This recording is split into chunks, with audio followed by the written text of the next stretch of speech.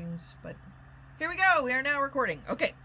So on the off chance somebody's watching the recording. So what I thought I would do is, one, explain the predicament I'm in briefly with the client, who I love dearly. I cannot say enough good things about them.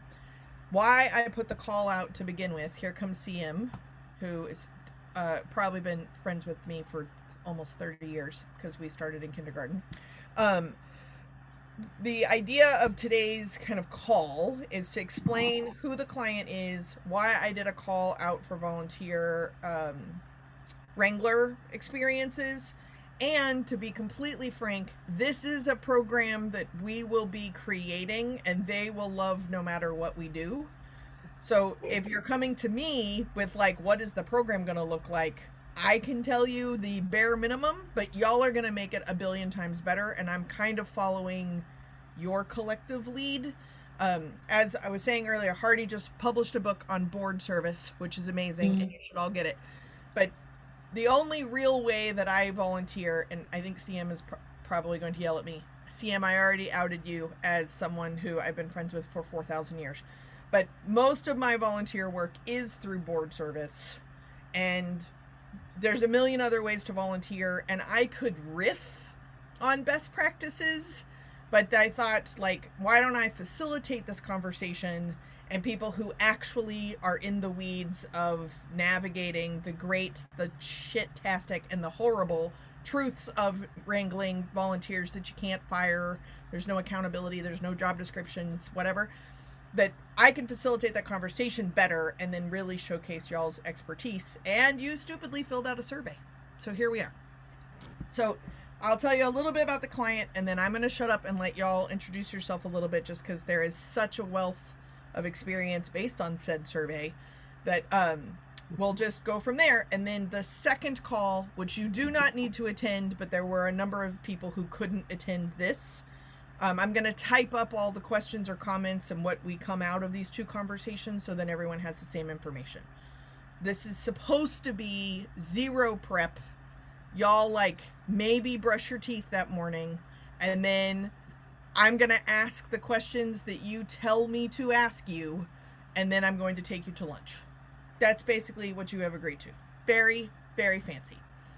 So the client is the United States Bartenders Guild, which I refer to as my pro bono Brokeback Mountain client, because I love them so hard I cannot quit them. Because of COVID, I have done all kinds of scope creep. I can't even say the word. So now that, not that COVID is over, but like I'm actually kind of getting back into my lane a little bit.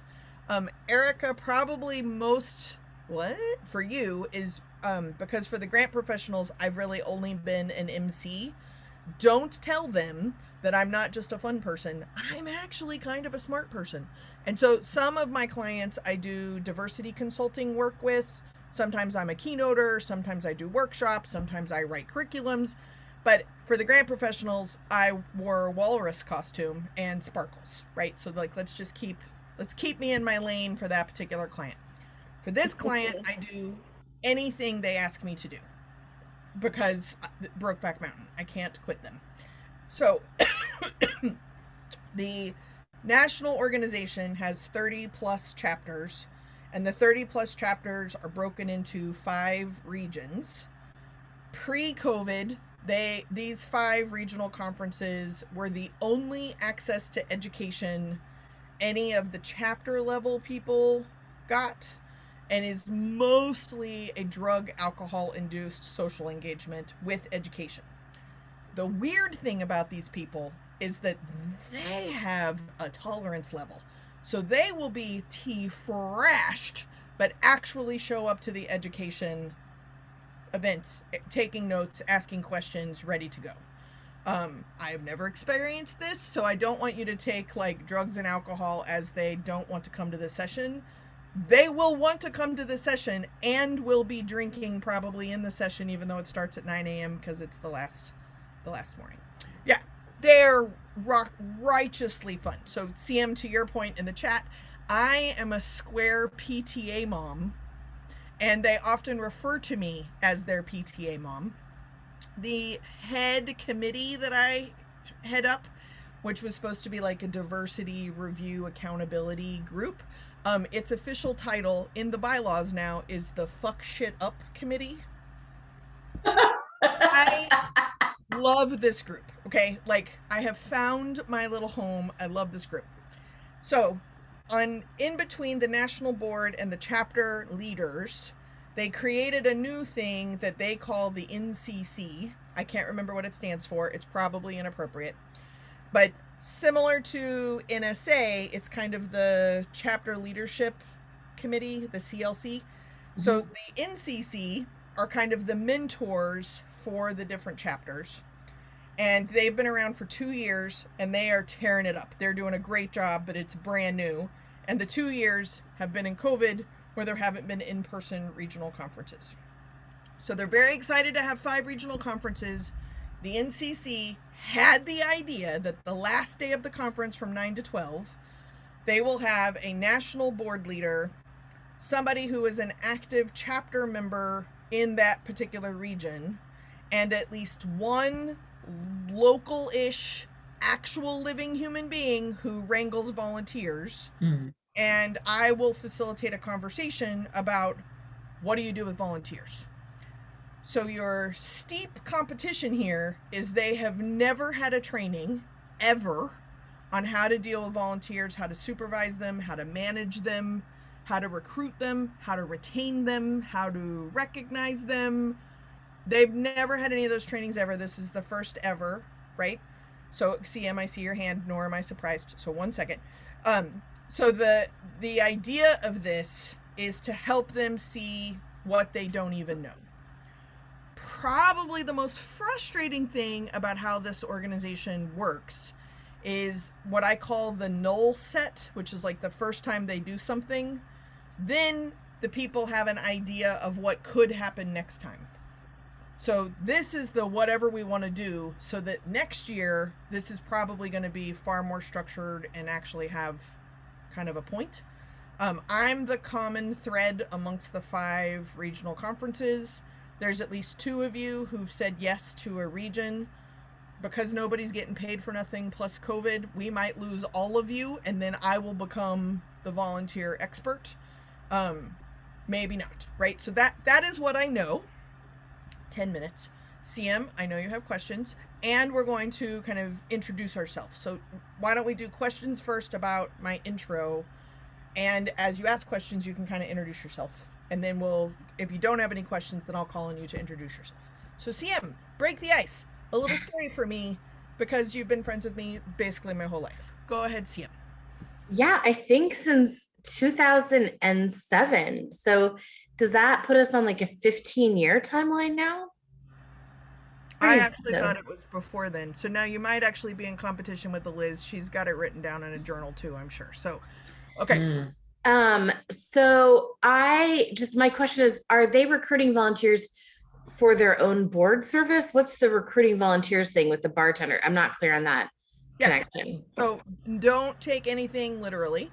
So most of the chapters, they're, to use Hardy's language of like board service, is like the one person who still shows up.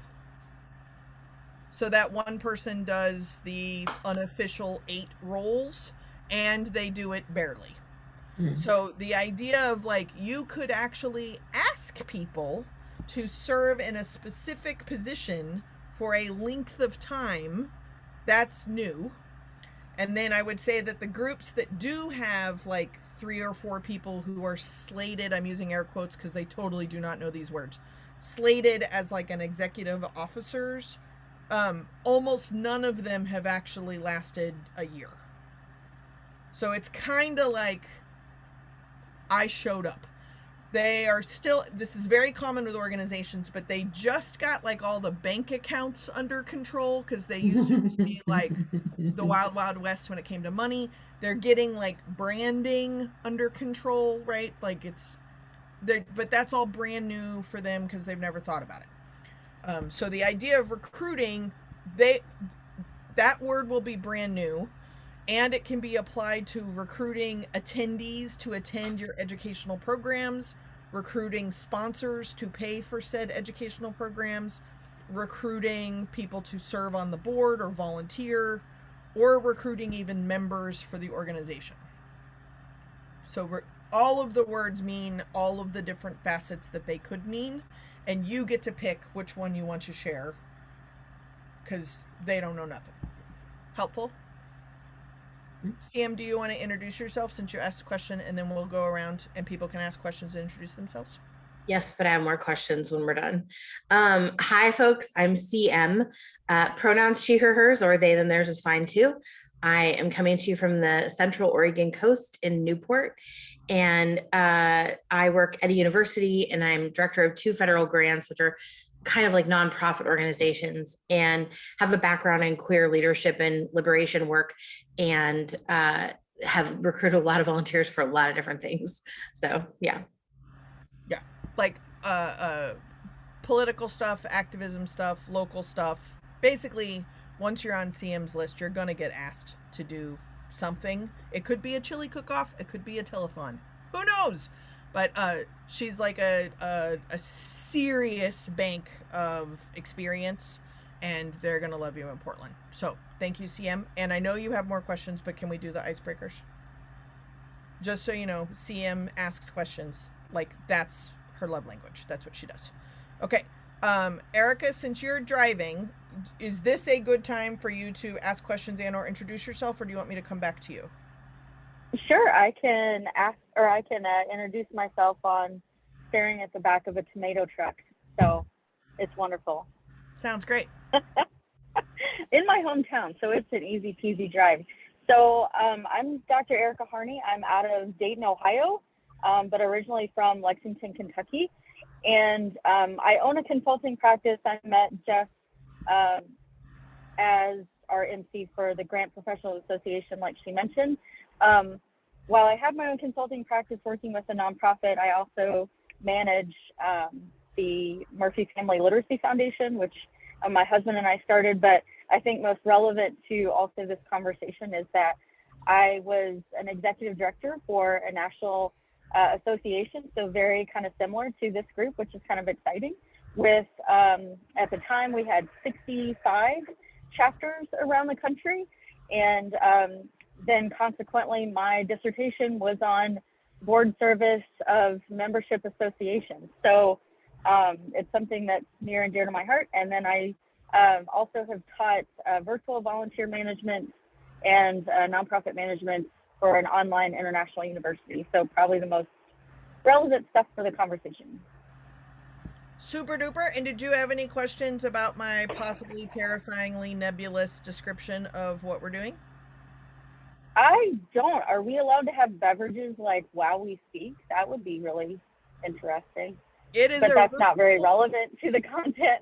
Oh, no. It is a room full of people who will be bringing their own swag. So if you want to put in cocktail orders, feel free. They will be provided for you, I promise.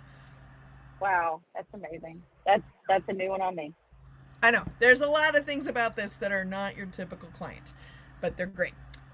Just another kind of aspect of when I fell in love with them is the very first thing I ever did for them. Their main sponsor for their leadership retreat was Jack Daniels. And Jack Daniels is really the only trigger I have after 18 years of sobriety. So they just switched sponsors. So then when I stayed in the little cabin or whatever, my roommates had all different kinds of bottles of whiskey and bourbon on the table at the little hut. And none of them were Jack Daniels because they were like, you don't like that one, right? So we didn't bring that one. I'm like, okay, good. I actually don't drink any of these, so knock yourself out. I'm a morning person. I'll use the bathroom first. Thank you. That was the icebreaker. So thank you, Erika. If you have more questions, please let us know. Otherwise, CM will ask them, I promise. Thanks. Okay. Hardy, you're up. Well, thank you. I'm already enjoying the early connections here. And Maureen, good to see you. Thanks for what you're doing for NSA. Thank you very much. Hardy Smith. I'm based in Daytona Beach. So I'm just down the beach from the Jacksonville site. So that was and a chance to get introduced to Jess. Those are the two easy things to say yes to. So my professional career includes 30 years in the high performance world of NASCAR racing. And I say that to say this, not a driver. I'm back of the house. In my 1 or 2 sentence job description, job mandate was to recognize problems, potential problems before they existed, and make sure they didn't happen. And then if they did happen, I darn well better sure come up with a workable solution. And I've been involved with nonprofits and associations for a long time. And my work with NASCAR, both personally and professionally, is that involvement. And my work with NASCAR included opportunities to continue personal involvement, and I was involved professionally. So now when I had the opportunity to create my own consulting business, and I've been a speaker for as long as I can remember, but a chance to get into the world of NSA, open a consulting business. I take that results-oriented approach that I learned and developed in NASCAR world and apply that to the world of nonprofits. So I am certainly not an Erika, who is, a nonprofit, what I would call a professional and highly educated in the science and art of the world of nonprofits. So I bring a contrarian approach, which I like. I like this group already. I'm just really getting to appreciate CM because I am one of those, Hardy, no, we've had enough questions from you today, so please put your hand down. So I'm really connecting with, I feel it with CM. So here's the thing that it would be interesting and I think important to know is helping this group move forward. And I like having fun as much as anybody. And quite often I find myself having to rein myself in. Look, Hardy, you're not here to have as much fun as you probably are having. Stick to the point. There's some huge red flags in my work based on, from my experience, from a governance level. I get the idea it's bartenders. I get the idea that, okay, a lot of alcohol involved. I got it. But when individuals, and this is important, when individuals cross the line from bartender member of an association of bartenders, and they cross the line and say, I do to board service, as to whether or not they understand what they just committed themselves to is another whole different issue. And quite often they don't. And regardless of the state, I know it's a national group, but regardless of the state, that fun and the whole idea, I'm getting goosebumps thinking about alcohol in a board meeting. Those individuals are personally, legally and financially liable for the decisions and actions they make or do not make. 100%. So I think helping them, I may be totally off base. Oh, wait, Hardy, let me interrupt there just a second. So just for the record, it's bad enough that Erika did a thumbs up while driving. Like, I hear you, and what's amazing is the national board has their shit in order. But now they're trying to get it to trickle down, but there hasn't really been a lot of work on the chapter level, and it just started right before COVID. And they're not all bartenders, but most of them are paid under the table, have never had access to HR. I understand how that world works. Yeah, I totally understand. Make sure you knew. The national board is like spick and span and on it. So this is the very first nascent null set. Right. By the way, you have some responsibilities going on here. So well, and this and the panel conversation I'm really looking forward to, and I'm really liking the fact that there's a good amount of time being allowed for this. So this is really good. But I've got down is the next red flag is the national and chapter relationship. For those of us in NSA, you know, are we all members of NSA, or most of us, lots of us, some of us? Okay. For the record, NSA is National Speakers Association, so they okay. may be the first time they've ever heard of it. Thank National you. I was Speakers getting ready. I thought that's Association, what you meant. Sure. Thank you, Erika.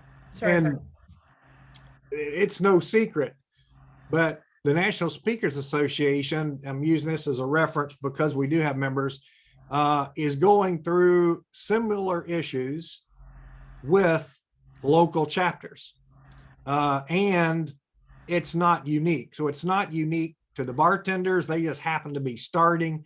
NSA's been around for a long time, and the relationships between the national organization and chapters is a dysfunctional mess. And I just say that with all love and sincerity, because this is what I do, is fix these types of problems.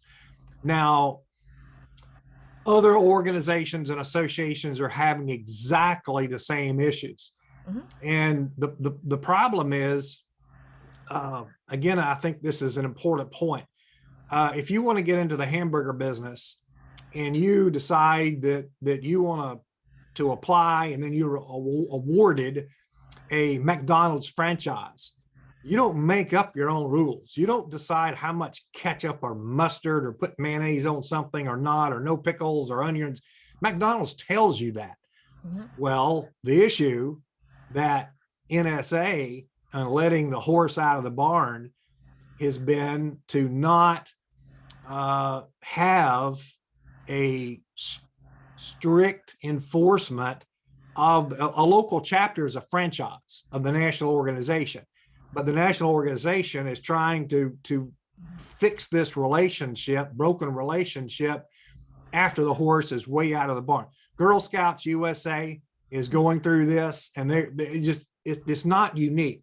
Right. So here is a positive opportunity. Yes. Jess, for the national group of bartenders and their chapters to get it right and yes. to set the structure. So, and I don't know, mm-hmm. yeah, I don't know if this conversation we're going to be having is that conversation or not, but if they're, I'm guessing probably not. So the best, I'm thinking that, okay, well, what is the outcome? So that's my question. What is the outcome that the group would like to achieve with this, opportunity to learn? So I hear volunteers. And so one of the keys is, and I think CM is going to second this, is understanding what the heck you need volunteers for, what you want volunteers for.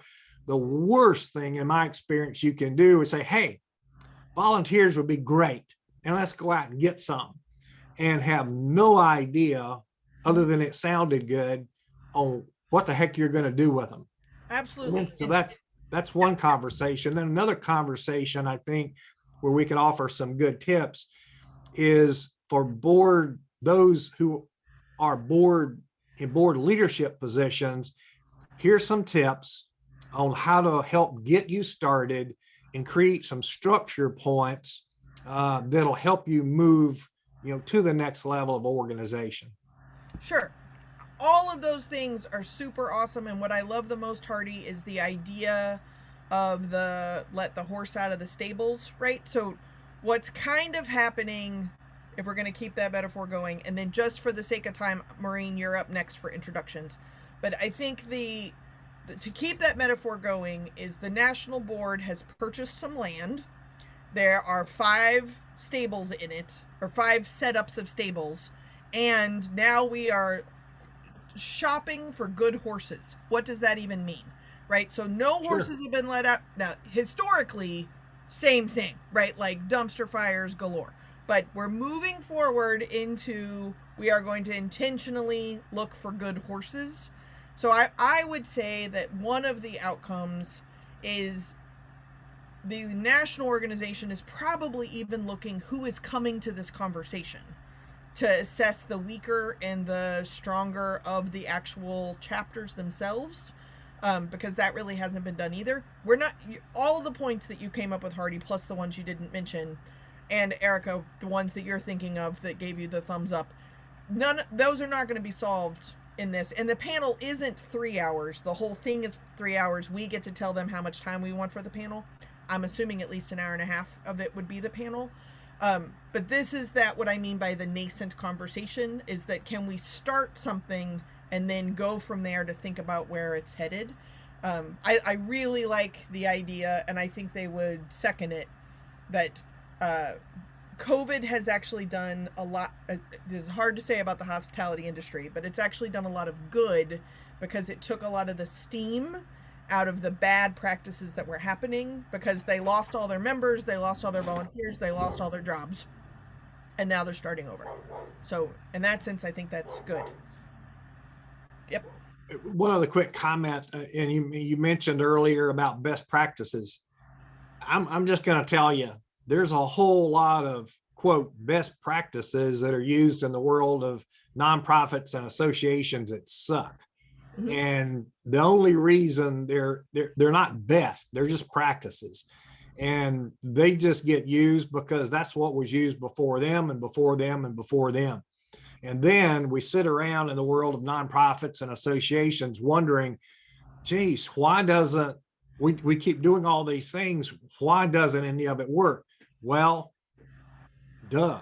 It's maybe you need to try something new, right, and something different, and what does work. But a whole lot of what gets practiced in local chapters and NSA chapters all over the country sucks. Mm-hmm. It's from an organizational standpoint. Yeah. And again, luckily, I think I wouldn't be as Brokeback Mountain for them if the national board didn't have all their shit together.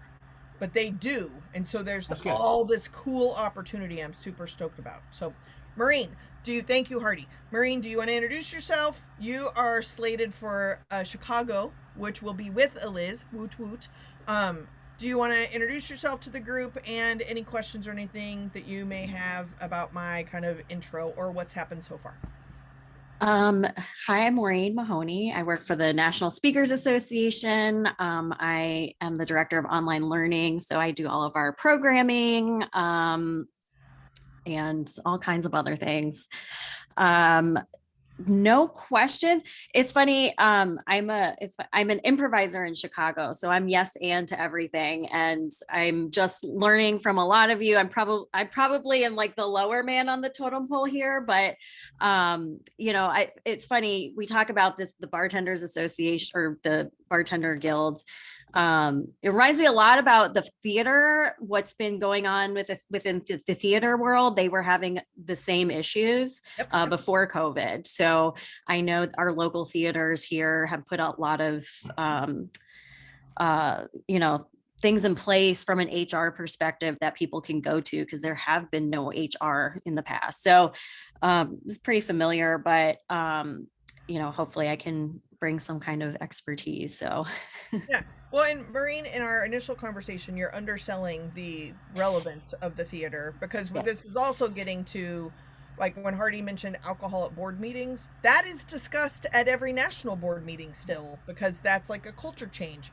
Then we have like sexual assault, sexualized violence, sexual harassment, like, because there's never been a concept of like control of your own schedule, HR, things like that. People are doing all kinds of things to get the shifts they want, and they don't know that that's not appropriate, right? So anyway, Maureen, you're far more qualified than you're giving yourself credit for. And because I am myself, number one, the totem pole thing. Sorry. Thank you. Thank you. This is what my job is, and we're doing a webinar on this, but here's what's fun, is that no matter where you are on the totem pole is equally as important, because they respect the highest level and the lowest level. Just an FYI. So, you're welcome. Maureen rocks. Eliz Green, would you like to introduce yourself and or ask questions and comments about anything that's been said thus far? And then CM, I'm coming back to you because I know you have a list of questions. Hi, my name is Eliz Green. I am a serial volunteer and board server You get 100 points for admitting that, Eliz. So I am a little worried about explaining where I serve because Jess is going to write it down and we'll be talking about it. Yeah, hands up. But I used to before. Jess and I are in a mastermind group together, which means that she knows more about me than probably anybody I'm not related to, and probably lots of people that I'm related to. She knows me better. Anyway, I have most of my work as a professional speaker has been with associations. So that is a piece. My research and expertise is in stress and heart health. My current board roles include being president-elect for the NSA Wisconsin chapter. I am the chair of the Influence Committee, which is our big national conference. And I'm also on the board. I'm the vice president, but have been assured that I never have to be president of the Midwest Women's Sailing Conference. And yes, and also I'm on the board of our sailboat racing fleet here in Milwaukee. I have chosen to do those things because they are things that don't stress me, but allow me to do things that fulfill me, and I get to see success because it's short term and here's this coming. So I think my lens really comes from the volunteer side of how do you get people in, how do you make it worth their while, how do you explain what this service is going to be like, how do you create a situation where people really actually want to go to the meetings because they find them personally fulfilling. And how do you have a conversation about how can you serve in a way that serves you? Like I never, ever want to be treasurer again. I don't like that job. I'm not good at it. I can do it, but it's not a right fit. So that's the lens I come with. Awesome. And I would throw in around programming, because Eliz and Maureen, y'all potentially will be on the same panel. Virtual programming and in-person programming are both unknown entities to the staff as well as to the volunteers. So anything you add, people will be taking notes. Yeah. Well, I have a rule that I don't serve on any board that makes me go somewhere once a month. If we're not doing those meetings virtually, I'll go a couple of times a year, but like being respectful of my time is important. Right.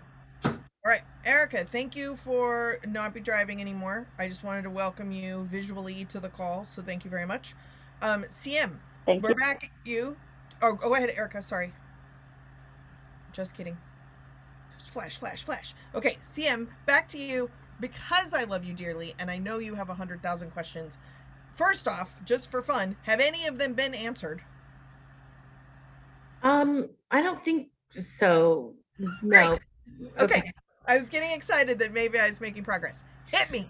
I guess kind of like what Eliz, is that how you say her name? Was saying is the kind of like the bars for me, as I have done a lot of board service and such like that. I also kind of have a threshold of like, what is my willingness to engage? Like, can you give us some estimate of like how many people are coming to this? Because like for me, not, like being there, and taking that time and then being in a room with 6 people, I hate to say it, but I feel like it's not a good use of my time, 100%. And wait, I have a follow-up to that. Also, I think what Eliz was just saying also about like systems, like there's a lot of leadership systems that are really outdated, but they're so inculcated, right? In everything we do, like we have a president, we have a vice president, we have a treasurer, we have a secretary, blah, blah, blah. And like some of those roles and how we actually like what do we want to get out of a board meeting? Is it a financial report? Is it that we approve the minutes from the last meeting? Or is it like something that's actually going to like be more transformative or more like about the heart of the work, right? Like yawn if I have to listen to a treasury report, like got it. I can see that in the pre-note, like pre-work, but like for the bartenders, that system doesn't seem like it fits, like it's outdated. So like for them to be jazzed about engagement, for them to be excited about it, it's not about like taking minutes. I don't think. I think it's like about what do we want to like do in terms of education. I don't have a flipping clue about bartenders, but like what do we want to like get people in and doing, So I think it's about flipping the script of what has traditionally been thought of about what is board service, and that might not fit the mold of the Bartenders Guild Association triumvirate. I don't know what they are. Yeah. Sure. So the two pieces. First thing I would say is I will let all of you know what registration numbers are as soon as in advance as I can. Because it's the first in-person in a very long time, they're expecting very high numbers of people being able to go. For them, high numbers means 600-700 people attend the conference. So then easily that could be 100 people at this thing. Now, with that said, it is the last morning of a 3-day conference and they have not seen each other in person. So if let's say that it is under 10, I'm not going to ask any of you to do anything for free unless you want to, right? I'm not going to ask you to do anything for free, even if it's 100 people. So I will give you those numbers as soon as I can. I am super conscious that, so I'm just being transparent, right? Is that I'm flying myself to all 5 of these locations because I love them. Y'all do not have to also be crazy, right? So I will make sure that you know exactly what information I have. My guess is, because they tend to do things pretty last minute because counting registrations is new, I probably will know something a month out, and I might have an actual realistic thing probably 2 weeks out. And then while I'm at each one, I will follow up with the ones that are coming with like, this is what we talked about, this is how many people were in the room, and you can cancel up to the morning of because you are not getting paid. So I will not be mad at you. You can just say, I'm not coming. Like, CM, you're flying in the day before. So, like, that's part of the reason I had 2-ish people for each location. Portland, because, CM, I know you, Portland has 3 people outside of me who have said that they're interested in coming. So, like, 0 pressure, okay? All of you feel 0 pressure, hopefully. Possibly with the exception of Pennsylvania, because you're kind of it. But that's okay, Erika. I'm going to take you to lunch. Because everybody wants to go to Pittsburgh. Well, what's amazing is it actually might be, it in Florida will probably be the highest attended conferences. So I just couldn't, in my little Facebook social media world, I got connected to you, which is fantastic. And I was just dependent on who I already knew. So that's the first part of CM's question. The second part of CM's question, the cool thing about redefining board service is that they are just put in place, the national board has just put in kind of the old guard best practices and are now making them their own. So they're actually kind of role modeling what that might look like on a chapter basis. I don't know that there's any expectation of what is happening on the chapter basis that at least isn't up for like massive edits. But in order for that to happen, they have to have the human capital to have those conversations. And so that's the main, I think, the main point from my vantage point as the outside consultant. That's my hope of the biggest get from these panels is the 3 fired up people from Utah go to this thing and they now have like a call to action of what to do. And then a group of scurry, directionless guinea pigs actually create what does the chapter system look like, to your point, CM. That's my hope. But in order to get there, we got to get the guinea pigs in the first place. CM, do you have a follow-up? I know you have a follow-up. Hardy. I've got a follow-up to CM. I'm just liking her a lot. I'm telling you, I can pick them, Hardy. I like where we started about, hey, we're just going to show up and free form and whatever comes out, comes out.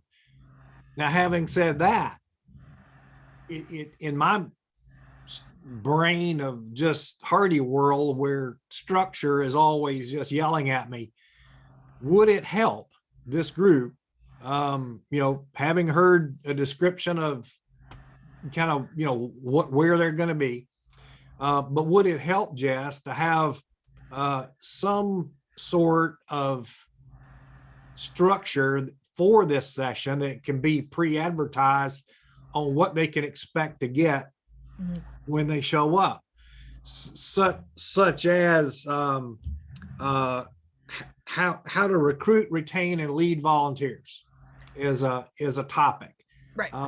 But then as a general topic, and then maybe some just the typical, just like we do with every presentation submission. Participants in this session will learn, and then give them some bullet points. I like, again, CM, how to make board meetings matter, which is one of my favorite topics. How to recruit volunteers and board members with purpose and process. So Yes. giving them some kind of prompts on what they can expect, and then having answering your questions on, having a prompt that suggests they can bring their own questions, Yep. open mic night or something, Yep. but giving them some structure on kind of what to expect, other than just show up and listen to somebody talk about something. Yes. So that is the premise behind these two calls. So Okay. I am in charge of writing something. And so because my service limitations and I knew y'all existed in the world, I wanted to have these conversations. Hardy, if you want to start something, I'll be glad to. Happy to start from a starting place. The idea of having these two conversations is to work on that 100%. No one will read it, but it will be very helpful for this group to know what each place is doing. So they're kind of similar. And then the most helpful use, I think, is that that middle ground between the national board and these chapter people, they will have documentation that this occurred.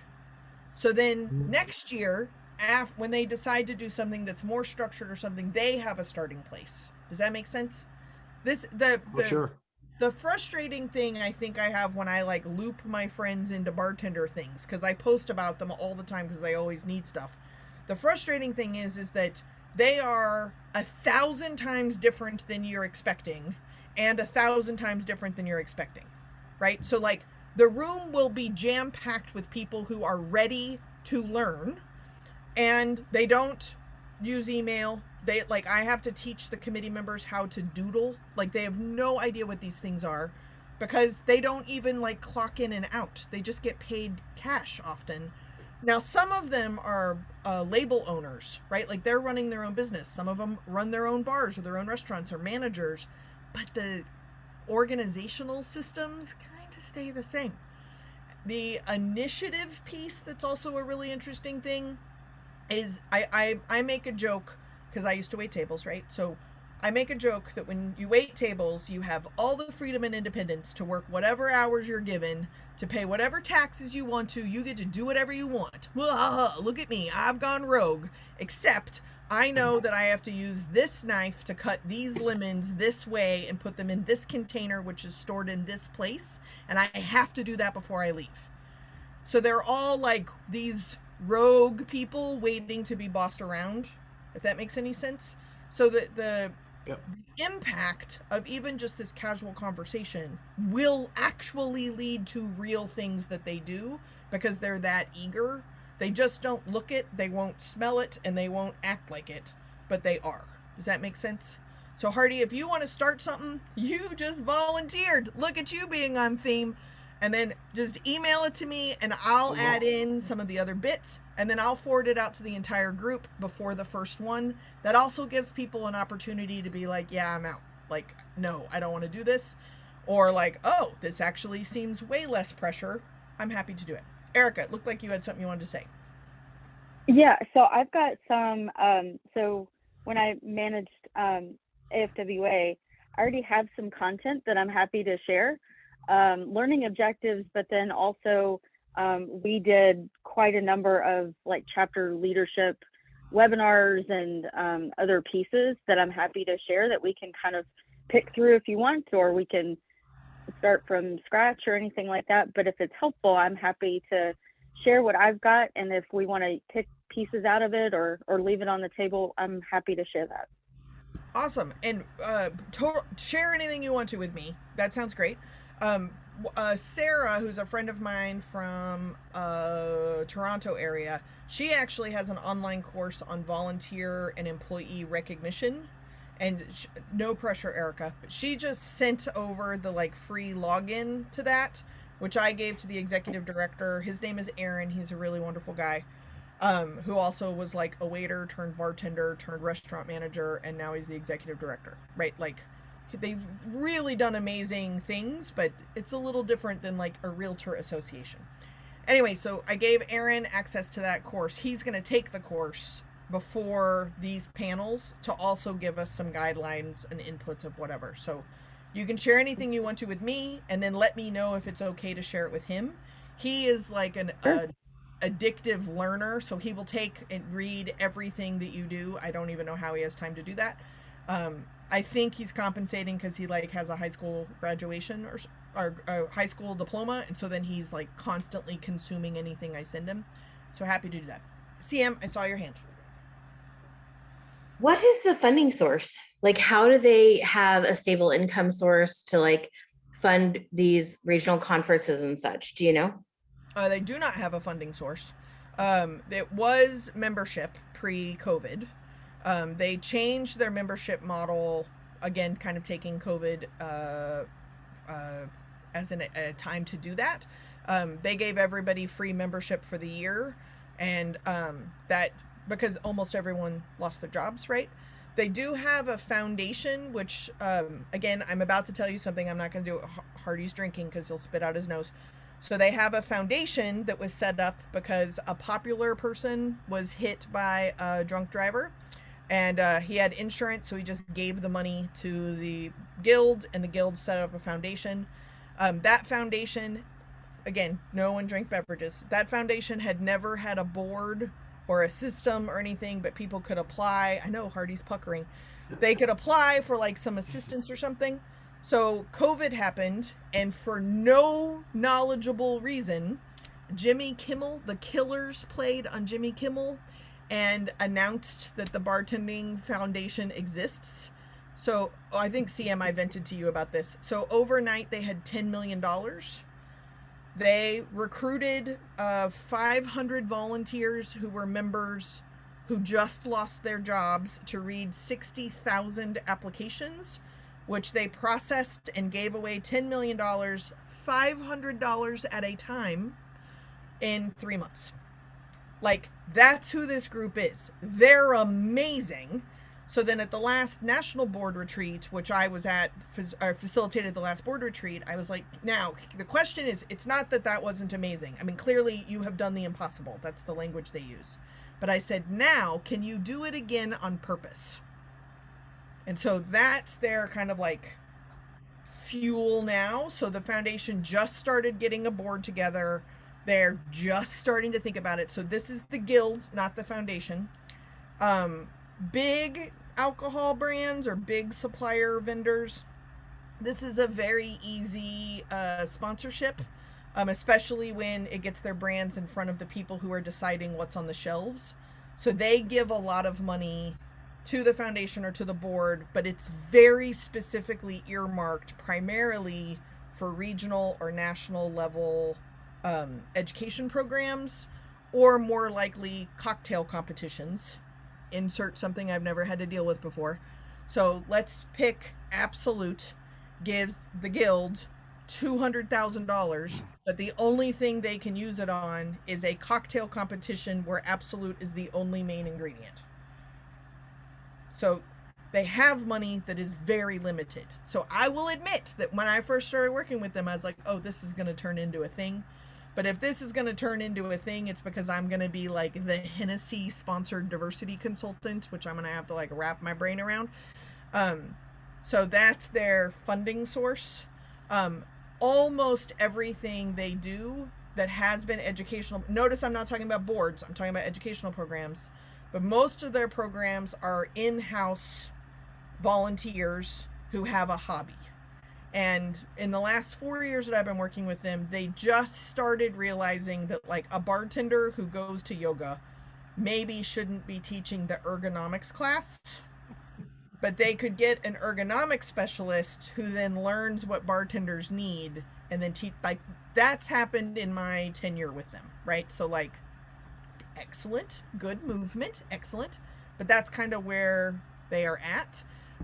They've contemplated grants and things like that, but the staff is, I think, 4 part-time people and maybe 4 full-time people, and none of them have not like they all were members who have become staff members. So they don't know what they don't know, but they're super excited about it. So this group is going to connect well to any reference to John Tapper. Possibly, although the age range is also huge, right? So the national treasurer, for example, I think he just turned 85, and he has been the head bartender at the Golden Horse, I think it's called, which is a strip bar in Vegas. Well, that's important to know about the age differential. Oh, it's massive. The Fuck Shit Up committee that I referenced, one of the things that we worked on I wasn't kidding, that's actually a committee I head up. One of the things that we do is we take all the materials that come out of the different task force and committees that the national board have, because they have the structure, right? So then before it's voted or passed on, it goes through like a car wash.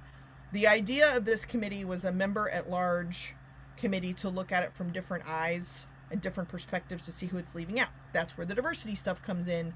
So it has been self-named the Fuck Shit Up Committee because they get documents. They don't even know how to open Word docs. So I have to like teach them how to do this, tell them what it is, and then they read it for the first time ever and poke holes in it and ask questions because they have no context of how we got here, right? So one of the things that we just reviewed was the background checks for leadership. So in order to be a chapter leader or a national leader, there's background checks that are involved and what you have to do in order to be background checked. So the people who are on this committee have no idea this is even being done. They sign off on it and approve that they do it. They just don't read, right? But in the background checks, like you can be a felon, you can have a probation officer, as long as you're in good standing, like those are not deal breakers. The deal breakers are more than 2 DUIs in your lifetime, because you have to be able to like know your boundaries because you're managing other people. Like, again, realtors, we're not talking about felons being the treasurer of your organization. And here, why not? They did their time. Like, if they can do this, do they know how to use Excel? That's always very, very attractive to these folks. So anyway, so it's a different group, and it's good in all the ways it really needs to be good. They just don't know what they don't know. So now, null set guinea pig recruitment panels with lunch.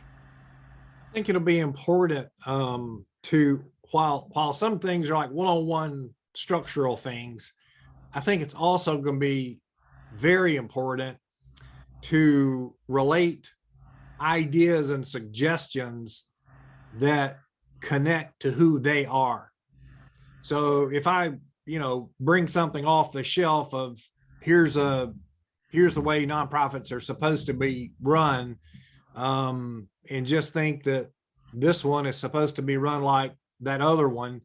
Well, I don't agree with that. And there needs to be that flexibility, so that they have an organization that again meets who they are, where they are. And that's going to communicating that is going to be important. Sure. And I would imagine CM and Hardy specifically, and maybe Erika, because some of your comments have been like board structure level, even if it's just explaining like the man's not controlling you, they're protecting you. Like, and maternal, paternalistic, whatever you want to say, they're covering your ass. Because in the rogue times, as I like to refer to it before COVID, chapters were negotiating and signing contracts for sponsorships and hotel rooms. Same thing if we use NSA as an example, right? So back to horses, the horses were far out of the stable and all kinds of shenanigans occurred. But the timeline is both super fast and really slow. So depending on who you're talking to, like I was talking to a potential volunteer of the Fuck Shit Up committee, and all she was telling me was about the 1990s and a sexual assault case that was handled poorly. And I was like, that is amazing. I was in middle school. So can we move along and get all the way into the 21st century? Because that's not the same organization. So some people are stuck, right? But the people who are going to come to this are mostly completely unaware of the before times, as it's referred to inside the organization. And every one of these panels will have the Rizzo in the back corner who's chain smoking about 1983 still. But that's not really any different than any other organization. Nope. Nope. So, CM, your hand is still up, or do you have another question? You do not have, I cannot believe you do not have a question. Really? What am I doing later today? Nothing? I've got a CM questions for I'm just going to step in and channel CM. So Jess, you're our meeting planner. So we know that you're the one we're working for. So what is, at the end of the day, what's the outcome you want to leave this event, walk away from with? Oh, great question, CM. I would say a room full of people feel worthy as they are, and that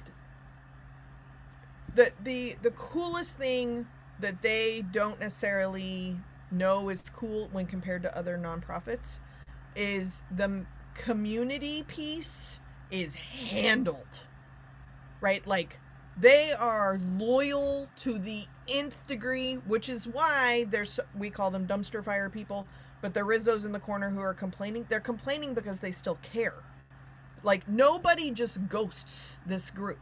They are in it to stir up shit or love on it. That is their biggest tool that they don't have to build. They're literally talking to people like them. In my diversity conversations, one of the tools was to have each chapter be able to look at their own local area differently. So, like, really thinking about all the different kinds of venues that exist in their areas.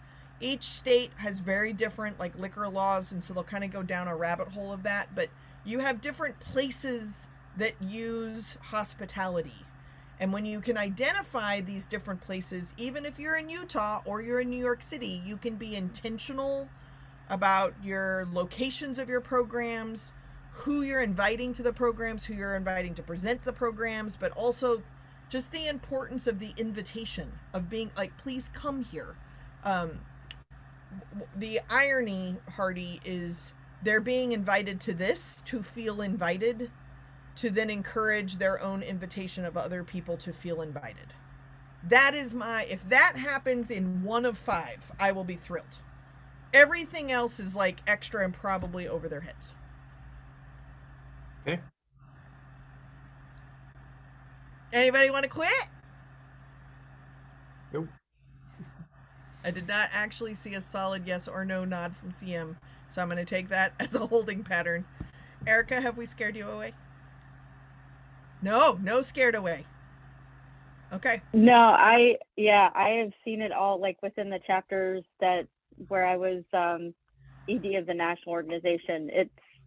It runs the gamut. I have had the 2-hour phone calls from the members who have been around for 50 years and are pissed off about we're making changes and who are you and that kind of stuff. So I've seen the gamut and have been there myself. So totally understand it.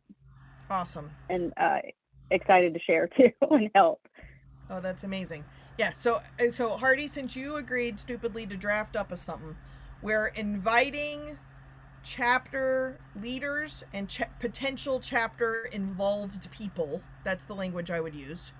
In the back of the room next to Rizzo will be the executive director, who will be furiously taking notes and writing down everything you write down, and any resources or anything you have, forward it along. He'll do his homework. He's probably the only one who will do his homework, but he will do his homework. And then the staff members that plan the conference itself, they will also probably be checking in while also listening. They won't admit that they don't know what's going on because they don't want to lose their jobs, but everyone knows they have no idea what's going on. So that'll probably be what will happen in the room. Last thing I'll say, and then I'll let most of y'all go because Eliz wants to play with me afterwards. In my dream, if they were organized, I would find out a month in advance how many people are registered for the conference. In my dream world, part of that registration would also say, are you going to attend this thing? That they're going to forget to put that question in. So it's all going to be a guess. So then at least maybe I'll know how many people have registered for the event. I will let you know that information. Then my evil plan is to meet with whoever the local chapter person and the national chapter person, and then the U for that regional conference, so y'all can meet each other in advance and talk. They will both have imposter syndrome and have no idea why they got put on a panel. So then your job is to make them feel smart, and you get to be as smart as you want to. And then I will literally ask you, what questions do you want me to ask you, which will help the two of them, right? Does that make sense?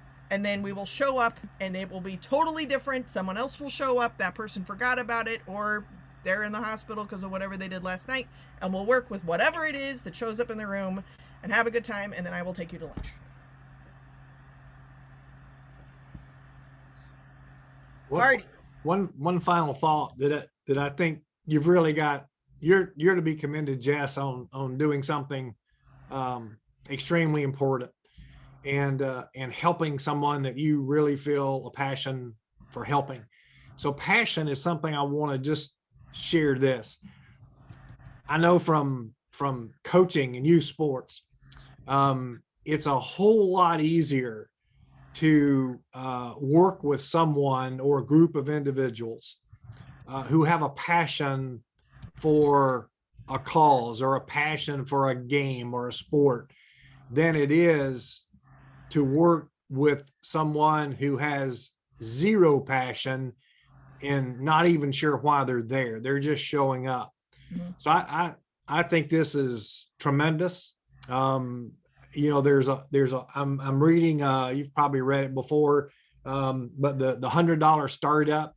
Mm-hmm. So to me, this sounds, on an association type setting, almost exactly like that.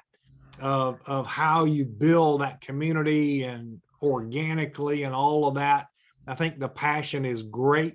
There is obviously something very good that this group is destined to achieve over a long period of time. And I look forward to helping you be a part of getting this all started. Well, thank you. I'm sorry I had to go turn my heater off because it is now a sweltering 9,000 degrees in my office, and I have a farting dog under my desk. So, totally happy. Thank you very much for saying that. I appreciate it. I am over communicative, so those of you that have not worked with me, get ready for several emails.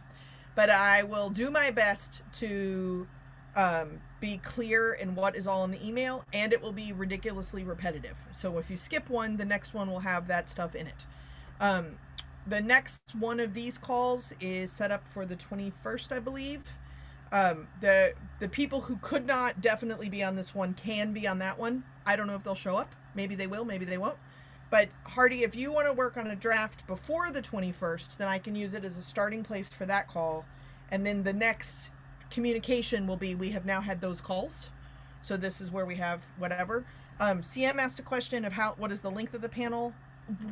I'm really in charge of this day, except I'm totally not in charge of this day. So we're at a point where I think I get to tell them at least an hour and a half.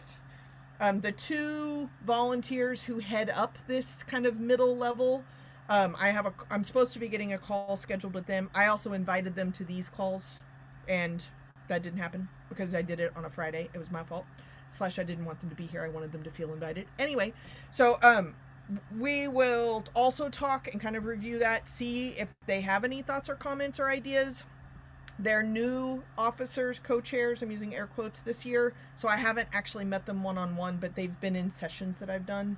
So I will over-communicate, you will get annoyed, but they will be colors and lots of gifts in the emails, promised. And we will go from there. Sound good? It's great.